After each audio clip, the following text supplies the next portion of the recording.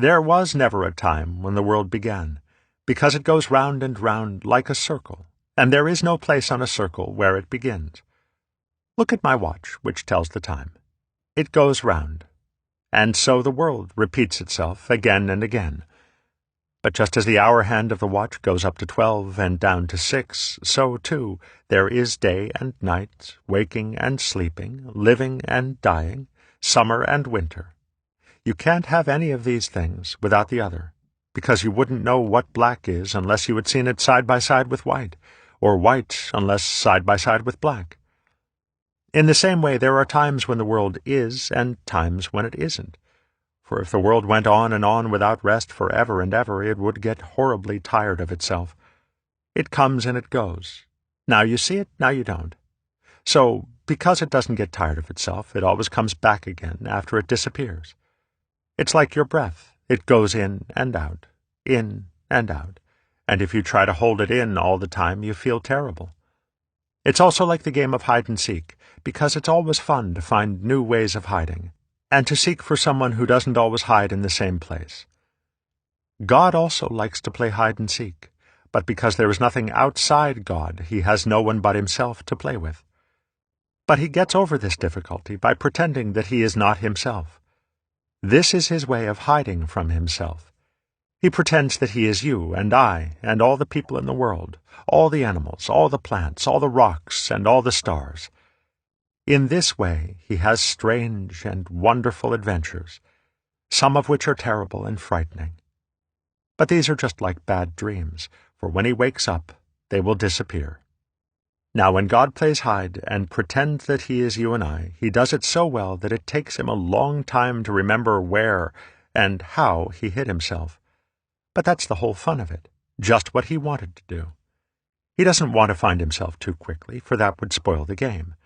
That is why it is so difficult for you and me to find out that we are God in disguise, pretending not to be himself.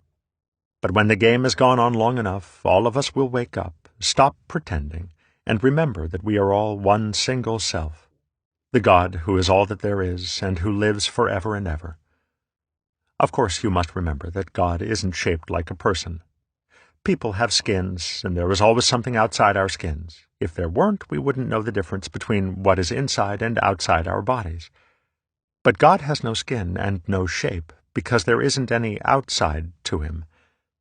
With a sufficiently intelligent child, I illustrate this with a Mobius strip, a ring of paper tape twisted once in such a way that it has only one side and one edge.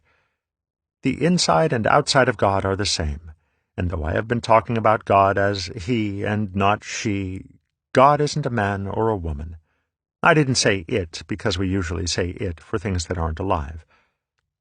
God is the self of the world, but you can't see God for the same reason that without a mirror you can't see your own eyes, and you certainly can't bite your own teeth or look inside your head.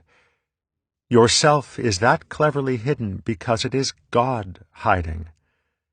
You may ask why God sometimes hides in the form of horrible people, or pretends to be people who suffer great disease and pain. Remember, first, that he isn't really doing this to anyone but himself. Remember, too, that in almost all the stories you enjoy, there have to be bad people as well as good people, for the thrill of the tale is to find out how the good people will get the better of the bad. It's the same as when we play cards. At the beginning of the game, we shuffle them all into a mess, which is like the bad things in the world. But the point of the game is to put the mess into good order, and the one who does it best is the winner. Then we shuffle the cards once more and play again. And so it goes with the world. This story, obviously mythical in form, is not given as a scientific description of the way things are. Based on the analogies of games and the drama, and using that much worn-out word, God, for the player, the story claims only to be like the way things are. I use it just as astronomers use the image of inflating a black balloon with white spots on it for the galaxies, to explain the expanding universe. But to most children, and many adults, the myth is at once intelligible, simple, and fascinating. By contrast, so many other mythical explanations of the world are crude, tortuous, and unintelligible. But many people think that believing in the unintelligible propositions and symbols of their religions is the test of true faith. "I believe," said Tertullian of Christianity, "because it is absurd." People who think for themselves do not accept ideas on this kind of authority. They don't feel commanded to believe in miracles or strange doctrines, as Abraham felt commanded by God to sacrifice his son Isaac. As T. George Harris put it, "The social hierarchies of the past, where some boss above you always punished any error, conditioned men to feel a chain of harsh authority reaching all the way up there. We don't feel this bond in today's egalitarian freedom. We don't even have, since Dr. Spock, many Jehovah-like fathers in the human family. So the average unconscious no longer learns to seek forgiveness from a wrathful God above."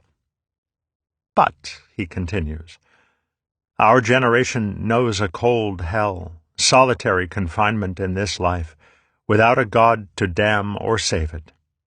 Until man figures out the trap and hunts the ultimate ground of being, he has no reason at all for his existence.